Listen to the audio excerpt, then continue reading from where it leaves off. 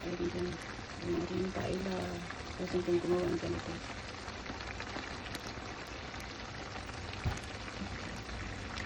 Ay, ina na lang natin sa mga kapatid.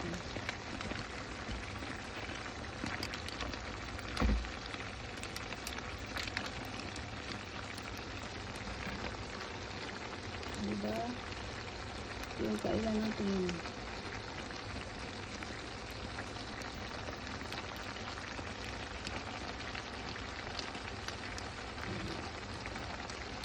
Ayan, masarap yan yung kapatid.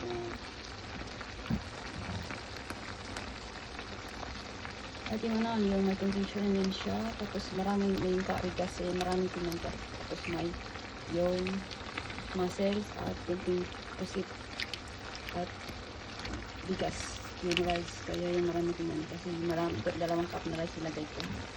At ayan, luto na ng kaibigan. Ayan lang mga kaibigan.